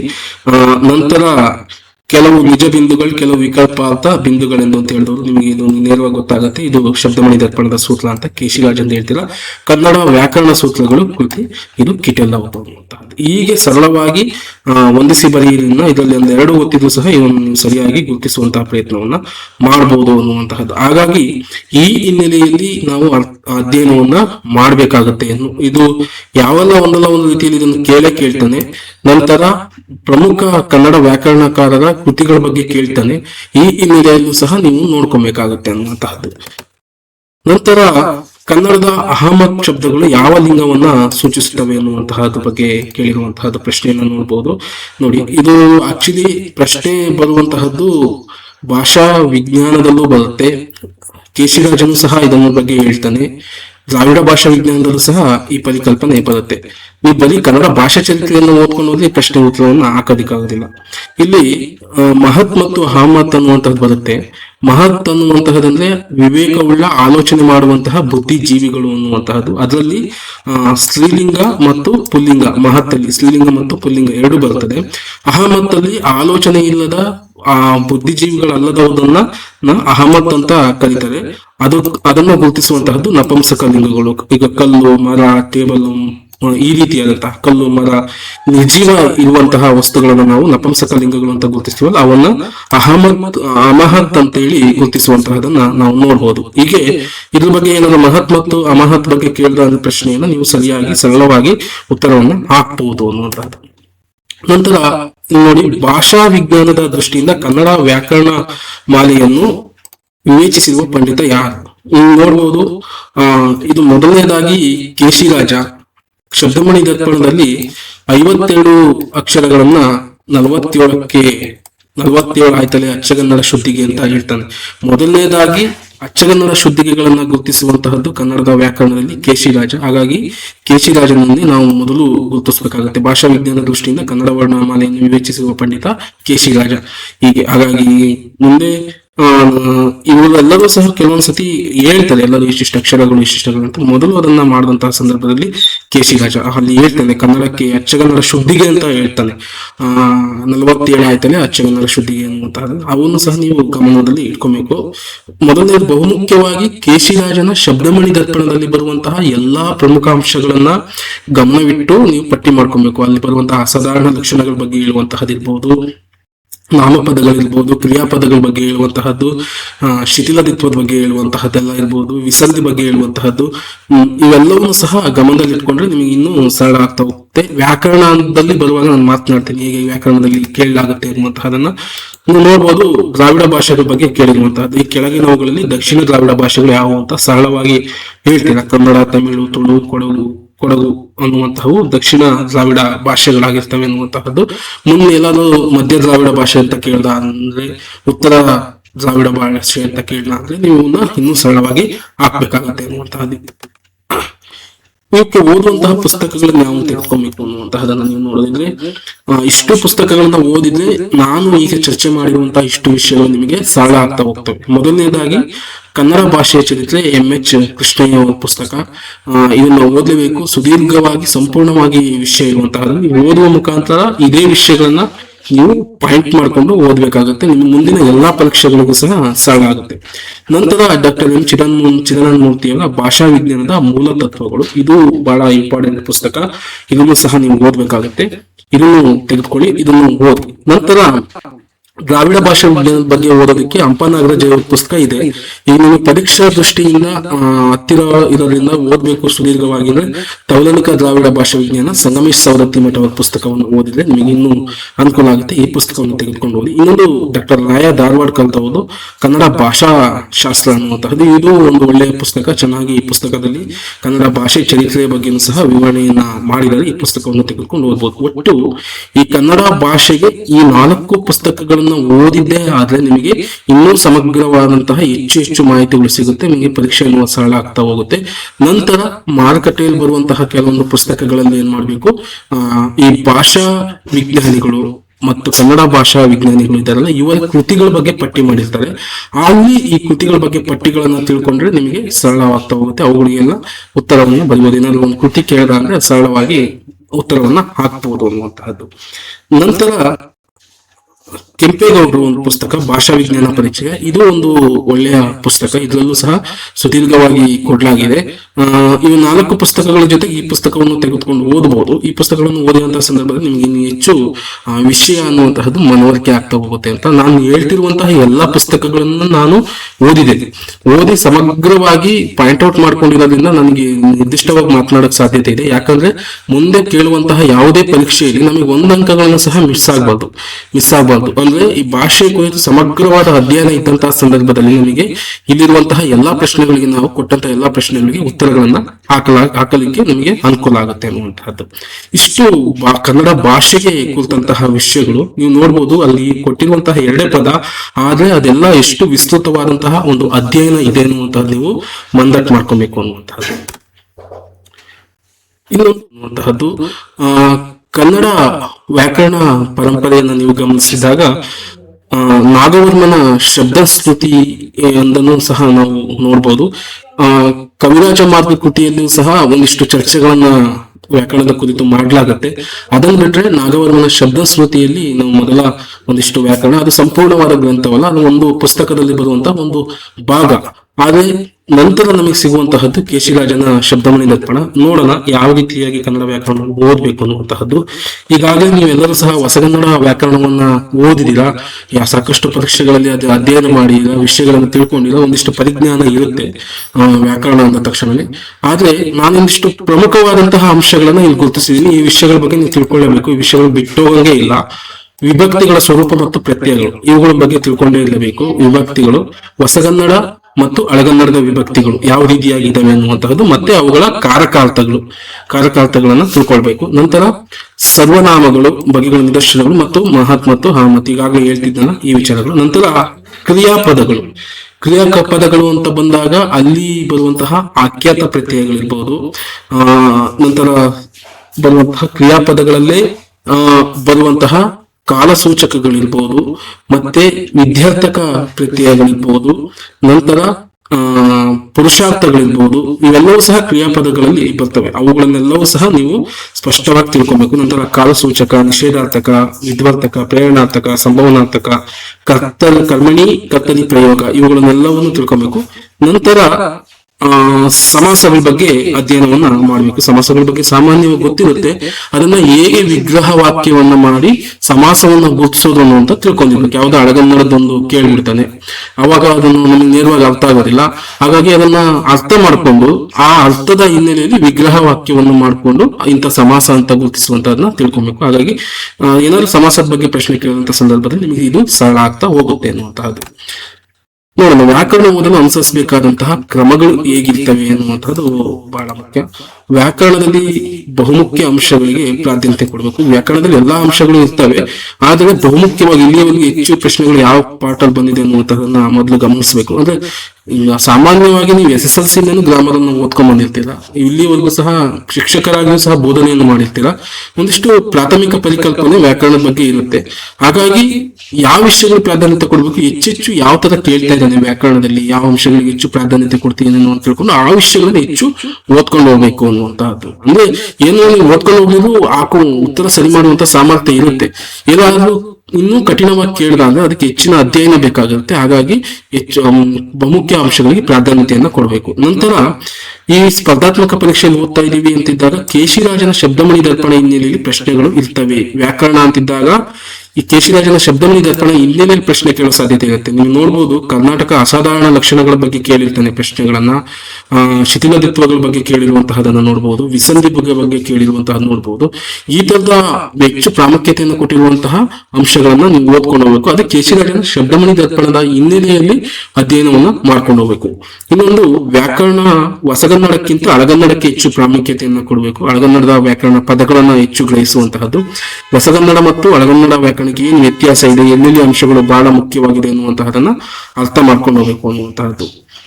ಯಾಕಂದ್ರೆ ಹೆಚ್ಚು ಪ್ರಶ್ನೆಗಳು ಇದರ ಹಿನ್ನೆಲೆಯಲ್ಲೇ ಬಂದಿರುವಂತಹ ನೋಡ್ಬೋದು. ಯಾಕಂದ್ರೆ ಈಗ ಕನ್ನಡ ಭಾಷಾ ಶಿಕ್ಷಕರು ಅಂತ ಇದ್ದಾಗ ಹೊಸಗನ್ನಡದಲ್ಲಿ ಸರಳವಾಗಿ ಕೇಳೋದಕ್ಕೆ ಅವನೇನು ದಡ್ಡ ಅಲ್ಲ, ಒಂದಿಷ್ಟು ಕಠಿಣವಾಗಿ ಪ್ರಶ್ನೆಗಳನ್ನ ಕೇಳ್ತಾನೆ. ಹಾಗಾಗಿ ನಾವು ಅದನ್ನ ಓದ್ಕೊಂಡು ಸರಿ ಮಾಡುವಂತಹ ಸಾಮರ್ಥ್ಯ ನಮ್ಮಲ್ಲಿರ್ಬೇಕಾಗತ್ತೆ. ಇನ್ನೊಂದು, ಕ್ರಿಯಾಪದ, ನಾಮಪದ ಇವುಗಳ ಬಗ್ಗೆ ಹೆಚ್ಚು ತಿಳಿದಿರ್ಬೇಕು. ಮತ್ತೆ ಅದರಲ್ಲಿ ಬರುವಂತಹ ಎಲ್ಲಾ ಅಂಶಗಳ ಬಗ್ಗೆ ಸಹ ಗಮನ ಇಟ್ಟಿರ್ಬೇಕು ಅಂತ. ನಂತರ ವ್ಯಾಕರಣದಲ್ಲಿ ನಿಯಮಗಳ ಸರಿಯಾಗಿ ಅರ್ಥ ಮಾಡ್ಕೊಳ್ಬೇಕು. ಯಾವ್ದಾದರೂ ವ್ಯಾಕರಣ ಕೊಟ್ಟ ಅಂತ ತಿಳ್ಕೊಳ್ಳಿ, ಬಹುತೇಕ ಉತ್ತರವನ್ನು ಕೊಟ್ಟಾದ್ರೆ ಅದನ್ನ ಏನ್ ಮಾಡ್ಬೇಕು, ಆ ನಿಯಮ ಪರಿಕಲ್ಪನೆಯನ್ನ ಸರಿಯಾಗಿ ಅರ್ಥ ಮಾಡ್ಕೊಬೇಕು. ಈಗ ಒಂದು ಸಮಾಸ ಕೊಟ್ಟ ಅಂದ್ರೆ ಆ ಸಮಾಸದ ಬಗ್ಗೆ ಯಾವೆಲ್ಲ ನಿಯಮಗಳಿದಾವೆ ಅನ್ನುವಂತಹದನ್ನ ಮೊದಲು ಅರ್ಥ ಮಾಡ್ಕೊಬೇಕು. ಈ ಕರ್ಮಧಾರಯ ಸಮಾಸ ಕೊಟ್ಟ ಅಂತ ತಿಳ್ಕೊಳ್ಳಿ, ಮೊದಲು ವಿಶೇಷಣ ಬರುತ್ತೆ ಎನ್ನುವಂತಹದ್ದು ನಿಮಗೆ ಒಂದೊಂದು ನಿಯಮ. ಆ ನಿಯಮದ ಹಿನ್ನೆಲೆಯಲ್ಲಿ ಕರ್ಮಧಾರಯ ಸಮಾಸವನ್ನ ಅರ್ಥ ಮಾಡ್ಕೊಬೇಕು. ಹಾಗಾಗಿ ಯಾವುದೇ ವ್ಯಾಕರಣ ಕೊಡ್ಲಿ ಅದಕ್ಕೊಂದು ನಿಯಮ ಇರ್ತೈತೆ, ಆ ನಿಯಮವನ್ನ ಅರ್ಥ ಮಾಡ್ಕೊಂಡು ನಿಮಗೆ ಇನ್ನೂ ಸರಳ ಆಗ್ತಾ ಹೋಗುತ್ತೆ ಅನ್ನುವಂತಹದ್ದು. ನಂತರ ಸಂಧಿ, ಸಮಾಸ, ವಿಭಕ್ತಿ, ವಿದ್ಯಾರ್ಥಕ ಇವುಗಳು ಕಡ್ಡಾಯವಾಗಿರ್ತವೆ. ಇವುಗಳ ಬಗ್ಗೆ ಪ್ರಶ್ನೆಗಳು ಬರುವ ಸಾಧ್ಯತೆ ಹೆಚ್ಚಾಗಿರುತ್ತೆ ಅನ್ನುವಂತಹದನ್ನ ಗಮನದಲ್ಲಿಟ್ಕೊಂಡು ನೋಡ್ಬೇಕು ಅನ್ನುವಂತಹದ್ದು. ಇಷ್ಟು ವ್ಯಾಕರಣ ಓದಲು ಅನುಸರಿಸಬೇಕಾದಂತಹ ನಿಯಮಗಳು. ಇವನ್ನ ನೀವು ಗಮನದಲ್ಲಿಟ್ಕೊಂಡು ಓದಿ. ನಂತರ ಪ್ರಶ್ನೆಗಳನ್ನು ಯಾವ ರೀತಿ ವ್ಯಾಕರಣದಲ್ಲಿ ಕೇಳುವಂತಹ ಒಂದು ಮಾದರಿಯನ್ನ ನೀವು ನೋಡ್ಬೋದು. ಒಂದು ಪದ ಕೊಟ್ಟು ಇದು ಏನ್ ಹೇಳಲಾಗುತ್ತೆ ಅಂತದನ್ನ ಕೇಳ್ತಾನೆ. ಒಂದು ಪದ ಕೊಟ್ಬಿಟ್ಟು ಈಗ ಯಾವ್ದೋ ಒಂದು ಕೊಡ್ತಾನೆ, ಚಕ್ರಪಾಣಿ ಇದು ಯಾವ ಸಮಾಸಕ್ಕೆ ಬರುತ್ತದೆ, ಈಗ ನೇರವಾದ ಪ್ರಶ್ನೆಯನ್ನ ಕೇಳಿರ್ತಾರೆ. ಇನ್ನೊಂದು ಯಾವ ಸಾಕಷ್ಟು ಉದಾಹರಣೆಗಳನ್ನ ನೀವು ನೋಡ್ಬೋದು. ಆತರ ವ್ಯಾಕರಣದ ಕೃತಿಗಳ ಬಗ್ಗೆ ಕೇಳುವಂತಹದ್ದು. ಈ ಕನ್ನಡ ನಾಗವರ್ಮನ ಶಬ್ದಸ್ಮೃತಿ ಯಾರ ಕೃತಿ, ಶಬ್ದಾನುಶಾಸನ ಯಾರ ಕೃತಿ, ಅಷ್ಟಾಧ್ಯಾಯಿ ಯಾರ ಕೃತಿ, ಸಂಸ್ಕೃತದ ವ್ಯಾಕರಣ ಕೃತಿಗಳ ಬಗ್ಗೆ ಕೇಳುವಂತಹದ್ದು. ಹಾಗಾಗಿ ಕೃತಿಗಳನ್ನ ಕೊಟ್ಟು ಕೇಳುವಂತಹದನ್ನ ನೇರವಾಗಿ ಕೇಳುವಂತಹದನ್ನ ಮಾಡ್ತಾನೆ. ಇನ್ನೊಂದು, ಕೇಶಿರಾಜನ ಶಬ್ದಮಣಿ ದರ್ಪಣದ ಸಾಲುಗಳ ಬಗ್ಗೆ ಕೇಳ್ತದೆ. ವ್ಯಾಕರಣದ ಬಗ್ಗೆ ಹೇಳಿರುವಂತಹ ಅಂಶಗಳನ್ನ 47 ಆಯ್ತಲೆ ಅಚ್ಚಗನ್ನಡ ಶುದ್ಧಿಗೆ ಅಂತ ಕೇಳುವಂತಹದಿರ್ಬೋದು. ಮತ್ತೆ ಯತಿವಿಲ್ಲಂಗದಿಂದ ಅರಿದಂತೆ ಕನ್ನಡ ಅನ್ನುವಂತಹದನ್ನ ಕೇಳುವಂತಹದ್ದು. ಈ ರೀತಿ ಸಾಕಷ್ಟು ಕೇಶಿರಾಜನ ಶಬ್ದಮಣಿ ದರ್ಪಣದ ಸಾಲುಗಳನ್ನ ಪ್ರಶ್ನೆಗಳನ್ನ ಕೇಳಲಾಗುತ್ತೆ. ನಂತರ ಅನ್ಯ ದೇಶಿ ಪದಗಳ ಬಗ್ಗೆ ಕೇಳುವಂತಹದ್ದು. ಈಗ Portuguese, English, Marathi, Urdu, Arabic ಇವು ಎಲ್ಲಾ ಭಾಷೆಗಳಿಂದಲೂ ಕನ್ನಡಕ್ಕೆ ಬಂದಿರುವಂತಹ ಪದಗಳ ಬಗ್ಗೆನೂ ಯಾವ್ದಾದ್ರು ಒಂದು ಪ್ರಶ್ನೆ ಅಥವಾ ಎರಡು ಪ್ರಶ್ನೆ ಇರ್ತವೆ. ಹಾಗಾಗಿ ಇದನ್ನು ಒಂದ್ ಸ್ವಲ್ಪ ಗಮನ ನೋಡ್ಕೊಂಡು ಹೋಗಿ. ನಂತರ ವಿಭಕ್ತಿ ಪ್ರತ್ಯಯಗಳ ಉದಾಹರಣೆ ಪದಗಳು. ವಿಭಕ್ತಿ ಪ್ರತ್ಯಯಗಳನ್ನ ಹಳಗನ್ನಡದಲ್ಲಿ ಕೆಲವೊಂದು ಪ್ರತ್ಯಯಗಳಿರುವಂತಹದ್ದು, ಹೊಸಗನ್ನಡದಲ್ಲಿ ಪ್ರತ್ಯಯಗಳಿರುವಂತಹದ್ದು, ಇವನ್ನ ಕೇಳ್ತಾನೆ. ಅವುಗಳನ್ನು ಸ್ವಲ್ಪ ಗಮನ ನೋಡ್ಕೊಂಡು ಹೋಗಿ. ಸಂಧಿ ಸಮಾಸ ಇದನ್ನ ಕೇಳ್ತಾನೆ, ಸಾಮಾನ್ಯ ಸರಳವಾಗಿರುತ್ತೆ, ನೀವು ಇದನ್ನ ಹಾಕ್ತೀರಾ. ನಂತರ ಪೂರ್ವದ ಹಳಗನ್ನಡ ನಡುಗನ್ನಡ ಪದಗಳ ಬಗ್ಗೆ ಗಮನ ಇಟ್ಟಿರ್ಬೇಕು. ಇವುಗಳನ್ನ ಪ್ರಶ್ನೆಗಳನ್ನ ಕೇಳ್ತಾನೆ. ಆ ಪದಗಳು ಯಾವ ವಿವಿಧ ಹಂತದಲ್ಲಿ ಬರುತ್ತೆ ಅನ್ನುವಂತಹದನ್ನ ಗುರುತಿಸ್ಬೇಕಾಗತ್ತೆ. ನಂತರ ಧ್ವನಿಗಳು ಹುಟ್ಟುವ ಸ್ಥಾನದ ಬಗ್ಗೆ, ಹೌದಲ್ಲ, ಈಗ ಓಷ್ಟ್ಯ, ದಂತ್ಯ, ಕಂಠಸ್ಯ ಅನ್ನುವಂತಹ ಹಿನ್ನೆಲೆಯಲ್ಲಿ ಕೇಳುವಂತಹ ಧ್ವನಿ ಹುಟ್ಟುವ ಸ್ಥಾನದ ಬಗ್ಗೆ ಪ್ರಶ್ನೆಗಳ ಹಿಂದಿನ ಪತ್ರಿಕೆಗಳಿಗೆ ಕೇಳಿದ್ದಾನೆ. ಇವುಗಳನ್ನು ಸಹ ಒಂದಿಷ್ಟು ವ್ಯಾಕರಣದಲ್ಲಿ ನೋಡ್ಕೊಂಡು ಹೋಗಿ. ನಂತರ ನೇರವಾದ ಪ್ರಶ್ನೆಗಳಿರ್ತವೆ. ವ್ಯಾಕರಣದಲ್ಲಿ ಯಾವುದೇ ಪ್ರಶ್ನೆಗಳನ್ನ ಅಪ್ಲೈ ಮಾಡೋಲ್ಲ, ನೇರವಾದ ಪ್ರಶ್ನೆಗಳನ್ನ ಕೇಳ್ತಾನೆ. ಹಾಗಾಗಿ ನಿಯಮಗಳನ್ನ ಸರಿಯಾಗಿ ಅರ್ಥ ಮಾಡಿಕೊಂಡು ಅವುಗಳಿಗೆ ಉತ್ತರಿಸುವಂತ ಪ್ರಯತ್ನವನ್ನ ಮಾಡ್ಬೇಕಾಗತ್ತೆ ಅನ್ನುವಂಥದ್ದು. ನೋಡೋಣ ಪ್ರಶ್ನೆಗಳು ಹೇಗಿದ್ದಾವೆ ಎನ್ನುವಂತಹದನ್ನು. ಕನ್ನಡ ವರ್ಣಮಾಲೆಯಲ್ಲಿ ದೇಶೀಯ ಅಕ್ಷರಗಳು ಯಾವುವು ಅಂತ ಕೇಳಿರುವಂತಹದ್ದು. ಕನ್ನಡ ವರ್ಣಮಾಲೆಯಲ್ಲಿ ದೇಶೀಯ ಅಕ್ಷರಗಳು ಯಾವುವು ಅಂತ ಈ ಪ್ರಶ್ನೆ ಬಂದಿರುವಂತಹದ್ದು ಕೇಶಿರಾಜನ ಶಬ್ದಮಣಿ ದರ್ಪಣದ ಹಿನ್ನೆಲೆಯಲ್ಲಿ. ಶಬ್ದಮಣಿ ದರ್ಪಣದಲ್ಲಿ ಈ ದೇಶೀಯ 5 ತಿಳಿ ದೇಶೀಯ 5 ಅನ್ನುವಂತಹದನ್ನ ಹೇಳ್ತೇನೆ ಕೇಶಿರಾಜ. ಅವುಗಳಲ್ಲಿ ಇದನ್ನ ನೋಡಿದ್ರೆ ಎ, ಓ, ರ, ಳ ಮತ್ತೆ ಕುಳ ಅನ್ನುವಂತಹದನ್ನ, ಈ 5ಗಳನ್ನ ದೇಶೀಯ ಅಕ್ಷರಗಳು ಅನ್ನುವಂತಹದನ್ನ ನಾವು ನೋಡುವಂತಹದ್ದು. ಮತ್ತೆ ಲಳ, ಕುಳ, ಕ್ಷಳಗಳ ಬಗ್ಗೆನೂ ಸಹ ತಿಳ್ಕೊಂಡು ಹೋಗ್ಬೇಕು. ಯಾವ್ದಾದ್ರು ಪ್ರಶ್ನೆಗಳನ್ನ ಕೇಳ್ತಾನೆ. ಈ 5 ಅಕ್ಷರಗಳು ಇದು ಶಬ್ದಮಣಿ ದರ್ಪಣದ ಹಿನ್ನೆಲೆಯಲ್ಲಿ ಬಂದಿರುವಂತಹ ಪ್ರಶ್ನೆಗಳನ್ನ ಕೇಳುವಂತದ್ದು. ಇನ್ನೊಂದು ಪ್ರಶ್ನೆಯನ್ನು ನೋಡೋದ್ರಲ್ಲಿ ಕನ್ನಡದಲ್ಲಿರುವ ಒಟ್ಟು ವಿಭಕ್ತಿ ಪ್ರತ್ಯಯಗಳು ಎಷ್ಟು ಅನ್ನೋದು. ಒಟ್ಟು ಕನ್ನಡದಲ್ಲಿ 7 ವಿಭಕ್ತಿ ಪ್ರತ್ಯಯಗಳನ್ನ ನಾವು ನೋಡಬಹುದು. ಕನ್ನಡದಲ್ಲಿ ಬಳಕೆಯಲ್ಲಿರುವಂತಿದ್ದಾಗ ಮತ್ತೆ ಚೇಂಜ್ ಆಗುತ್ತೆ, 6 ಹೇಳಕ್ ಸಾಧ್ಯತೆ ಇದೆ. ಹಾಗಾಗಿ ಪ್ರಶ್ನೆಯನ್ನ ಸರಿಯಾಗಿ ಅರ್ಥ ಮಾಡಿಕೊಂಡು ನೀವು ಉತ್ತರವನ್ನ ಬರೀಬೇಕು. ಕನ್ನಡದಲ್ಲಿ ಒಟ್ಟು 7 ವಿಭಕ್ತಿ ಇದೆ. ಕನ್ನಡದಲ್ಲಿ ಬಳಕೆಯಲ್ಲಿರುವ ಅನ್ನುವಂತಹದ್ದು ಮತ್ತೆ ಬದಲಾವಣೆ ಆಗುತ್ತೆ, ಅದನ್ನು ಸರಿಯಾಗಿ ನೋಡ್ಕೊಳ್ಳಿ. ನಂತರ ಕ ಎಂಬ ವರ್ಣ, ಇದನ್ನು ಸ್ವಲ್ಪ ನೋಡಿ. ಕ ಎಂಬ ವರ್ಣ ಮೂರ್ಧನ್ಯ, ಓಷ್ಟ್ಯ, ತಾಲವ್ಯ, ಕಂಠಸ್ಯ ಅನ್ನುವ ಇದು ಕ ಅನ್ನುವಂತಹ ಅಕ್ಷರ ಕಂಠದಲ್ಲಿ ಹುಟ್ಟುತ್ತೆ. ಹಾಗಾಗಿ ಇದನ್ನ ಕಂಠಸ್ಯ ಅನ್ನುವಂತಹದನ್ನ ಸರಿಯಾದ ಉತ್ತರವನ್ನ ಹಾಕುವಂತಹದ್ದು ನಾವು ನೋಡ್ಬೋದು. ಇನ್ನೊಂದು ಪ್ರಶ್ನೆಯನ್ನ ನೋಡ್ಬೋದು. ಇದು ಶಬ್ದಮಣಿ ದರ್ಪಣದ ಹಿನ್ನೆಲೆಯಲ್ಲಿ ಬಂದಿರುವಂತಹದ್ದು. ಎಸಲ್ಗಳ್ ಎಂಬುದು ಈ ಕೆಳಗಿನ ಯಾವ ವ್ಯಾಕರಣಕ್ಕೆ ಉದಾಹರಣೆ? ಇದು ಬಹುತೇಕವಾಗಿ ಶಿಥಿಲದಿತ್ವ ಅನ್ನುವಂತಹದನ್ನ ಕರಿತೇವೆ. ಇದು ಶಿಥಿಲದಿತ್ವದ ನಿಯಮಗಳು, ಶಿಥಿಲದಿತ್ವ ಅಂದ್ರೆ ಏನು ಅನ್ನುವಂತಹದನ್ನ ಕೇಶಿರಾಜ ಶಬ್ದಮಣಿ ದರ್ಪಣದಲ್ಲಿ ಸೋದಾಹರಣವಾಗಿ ವಿವರಿಸಿದ್ದಾನೆ. ಅದನ್ನು ತಿಳ್ಕೊಳಕಾಗುತ್ತೆ. ಹಾಗಾಗಿ ನಾನು ಹೇಳ್ತಾ ಇದ್ದೆ, ಬಹುಮುಖ್ಯವಾಗಿ ಅಸಾಧಾರಣ ಲಕ್ಷಣಗಳು, ಶಿಥಿಲದಿತ್ವಗಳು, ವಿಸಂಧಿಗಳು, ಸಮಾಸದ ಇರುವಂತಹ ಪರಿಸಮಾಸದ ಬಗ್ಗೆ ಹೇಳುವಂತಹದ್ದು, ಇವನ್ನೆಲ್ಲವನ್ನು ಸಹ ನೀವು ಗಮನವಿಟ್ಟು ಓದ್ಕೊಂಡ್ರೆ ಅವುಗಳ ಬಗ್ಗೆ ಹೆಚ್ಚಾಗಿ ಪ್ರಶ್ನೆ ಬರುವಂತಹದನ್ನ ನಾವು ನೋಡಕ್ ಸಾಧ್ಯತೆ ಇದೆ. ಇನ್ನೊಂದು ನಮಸ್ತೋಗಳು ಅನ್ನುವಂತಹದ್ದು ಈ ಕೆಳಗಿನ ಯಾವುದಕ್ಕೆ ಉದಾಹರಣೆಯಾಗಿದೆ ಎನ್ನುವಂತಹದ್ದು. ಇದು ಆಕ್ಚುಲಿ ನಾಮಪದಗಳನ್ನ ಹೇಳುವಂತಹ ನಾಮ ಪ್ರಕರಣದಲ್ಲಿ ಈ ಪ್ರಶ್ನೆ ಬರುತ್ತೆ. ದರ್ಪಣದ ನಾಮ ಪ್ರಕರಣಗಳಲ್ಲಿ ಈ ಪ್ರಶ್ನೆ ಬರುತ್ತೆ. ಜೈನರು ಎದುರಿಗೆ ಇರುವಂತಹವರಿಗೆ ಆ ನಮಸ್ತೆಯನ್ನ ಸೂಚಿಸುವಂತಹ ಪ್ರಕ್ರಿಯೆಯಲ್ಲಿ ಈ ನಮಸ್ತುಗಳು ಅನ್ನುವಂತಹದ್ದು ಬರುತ್ತೆ ಅನ್ನುವಂತಹದನ್ನ ಹೇಳ್ತಾನೆ. ಇದೊಂದು ಲಿಂಗವಾಗಿ ಬಳಕೆ ಆಗುತ್ತೆ. ಅದನ್ನ ಸಮುಪಾತ ಕ್ರಿಯಾಲಿಂಗ ಅಂತ ಹೇಳ್ಬಿಟ್ಟು ಕರೆಯಲಾಗುತ್ತದೆ. ಸಮುಪಾತ ಕ್ರಿಯಾಲಿಂಗ ಅಂತ ಕರೆಯಲಾಗುತ್ತೆ. ಇದು ದರ್ಪಣದ ಪ್ರಶ್ನೆ. ಹಾಗಾಗಿ ದರ್ಪಣದಲ್ಲಿರುವಂತಹ ಪ್ರಮುಖ ವಿಚಾರಗಳನ್ನು ತಿಳ್ಕೊಬೇಕು. ಯಾಕೆ ಅಂದ್ರೆ ನೀವು ಹೊಸಗನ್ನಡಕ್ಕಿಂತಲೂ ಹಳಗನ್ನಡ ವ್ಯಾಕರಣಗಳಿಗೆ ಹೆಚ್ಚು ಪ್ರಾಮುಖ್ಯತೆಯನ್ನು ಕೊಟ್ಟು ಪ್ರಶ್ನೆಗಳನ್ನ ಕೇಳಲಾಗುತ್ತೆ. ನೋಡಿ, ಇದನ್ನು ನೀವು ಏನಾದ್ರೂ ಹೊಸಗನ್ನಡ ಓದ್ಕೊಂಡ್ರೆ ಎಲ್ಲೂ ಸಹ ಈ ಉತ್ತರ ಸಿಗೋದಿಲ್ಲ. ಹಳಗನ್ನಡ ವ್ಯಾಕರಣ ಮತ್ತು ಶಬ್ದಮಣಿ ದರ್ಪಣವನ್ನು ಏನಾದ್ರೂ ಗಮನಿಸ್ಕೊಂತ ಹೋದ್ರೆ ಇದಕ್ಕೂ ಸರಿಯಾದ ಉತ್ತರವನ್ನ ಹಾಕ್ಬೋದು ಅಂತ. ಈಗ ನಾಮ ಪ್ರಕರಣದಲ್ಲಿ ಕ್ರಿಯಾಲಿಂಗವನ್ನ ಹೇಳುವಂತಹ ಸಂದರ್ಭದಲ್ಲಿ ಇದು ನಮಸ್ತುಗಳು ಅನ್ನುವಂತಹದ್ದು ಬರುತ್ತೆ. ಅಲ್ಲಿ ಸಮಸಂಸ್ಕೃತ ಲಿಂಗ ಅನ್ನುವಂತಹದ್ದು ಇದೆ, ವಾಕ್ಯಮಾಲ ಲಿಂಗ ಅನ್ನುವಂತಹದ್ದು ಇದೆ, ಕೃತಲಿಂಗ ಅನ್ನುವಂತಹ ಇಷ್ಟೂ ಸಹ ಲಿಂಗಗಳಿದೆ. 9 ಲಿಂಗಗಳನ್ನ ಹೇಳ್ತಾನೆ. ಅದರಲ್ಲೊಂದು ಯಾವುದೋ ಲಿಂಗವನ್ನು ತೆಗೆದುಬಿಟ್ಟು ಕೇಳಿರುವಂತಹದನ್ನ ನಾವು ನೋಡ್ಬೋದು. ಇನ್ನೊಂದು ಸಮಾಸಗಳನ್ನ ಬಿಡಿಸಿ ಬರೆಯುವಂತಹದ್ದು. ಕಟ್ಟಾಗ್ನಿ ಎಂಬುದರ ವಿಗ್ರಹ ರೂಪ ಮಾಡಿ ಎನ್ನುವಂತಹದನ್ನು ನೋಡ್ಬೋದು.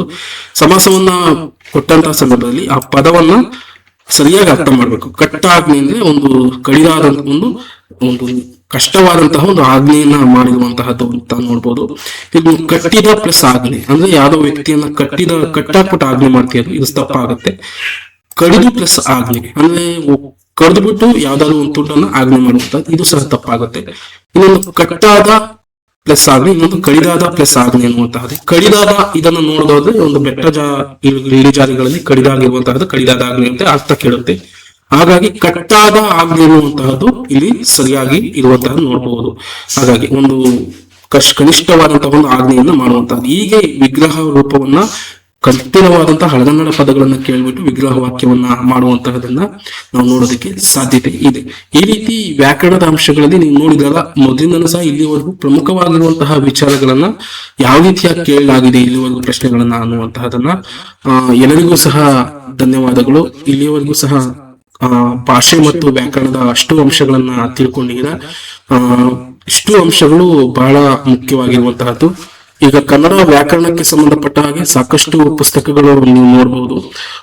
ಮೊದಲನೇದಾಗಿ ಕನ್ನಡ ವ್ಯಾಕರಣ ದರ್ಪಣ ಪುಸ್ತಕವನ್ನು ಓದಲಾಗುತ್ತೆ. ಇನ್ನೊಂದು ತೀನಂ ಶ್ರೀ ಅವರ ಕನ್ನಡ ಮಧ್ಯಮ ವ್ಯಾಕರಣ. ನಂತರ ಶಬ್ದಮಣಿ ದರ್ಪಣವನ್ನ ಓದ್ಬೇಕಾಗತ್ತೆ. ಶಬ್ದಮಣಿ ದರ್ಪಣ ಎಂ ಕಲಬುರ್ಗಿ ಒಂದು ಸರಳವಾಗಿದೆ, ಚಿಕ್ಕ ಪುಸ್ತಕ. ಅದನ್ನು ತೆಗೆದುಕೊಂಡು ಓದಿ, ಅದನ್ನು 3-4 ದಿನದಲ್ಲಿ ಓದಿ ಮುಗಿಸ್ಬೋದು. ಈ 3 ಪುಸ್ತಕಗಳನ್ನ ಓದಿದಂತ ಸಂದರ್ಭದಲ್ಲಿ ಕನ್ನಡ ವ್ಯಾಕರಣ ಅನ್ನುವಂತಹದ್ದು ಇನ್ನೂ ಸ್ಪಷ್ಟತೆ ಆಗ್ತಾ ಹೋಗುತ್ತೆ. ಇಷ್ಟು ಅಂಶಗಳು ಒಟ್ಟು 3 ತರಗತಿಯಲ್ಲಿ ಕನ್ನಡ ಭಾಷಾ ಶಿಕ್ಷಕ ಹುದ್ದೆಗೆ ಹೇಗೆ ಓದ್ಬೇಕು ಅನ್ನುವಂತಹದನ್ನ ಒಟ್ಟು ಹೇಳಿದ್ದೀನಿ. ಒಂದಿಷ್ಟು ಪುಸ್ತಕಗಳ ಪಟ್ಟಿಗಳನ್ನು ಸಹ ನಿಮಗೆ ಕೊಟ್ಟಿದ್ದೇನೆ. ಇಷ್ಟು ಪುಸ್ತಕಗಳನ್ನ ತೆಗೆದುಕೊಂಡು ಇಲ್ಲಿಯವರೆಗೂ ಸಹ ಕರ್ನಾಟಕ ವಸತಿ ಶಿಕ್ಷಣ ಸಂಸ್ಥೆಗಳಲ್ಲಿ ಅಧಿಸೂಚನೆಗೊಳಿಸುವಂತಹ ಕನ್ನಡ ಭಾಷಾ ಶಿಕ್ಷಕ ಹುದ್ದೆಗೆ ಯಾವ ರೀತಿಯಾಗಿ ಓದಬೇಕು, ಯಾವ ನಿಯಮಗಳನ್ನ ಅನುಸರಿಸಬೇಕು, ಮತ್ತೆ ಯಾವ ಪುಸ್ತಕಗಳನ್ನು ತೆಗೆದುಕೊಂಡು ಓದಬೇಕು ಅನ್ನುವಂತಹ ತರಗತಿಯನ್ನ ಹೇಳಿದ್ದೆ.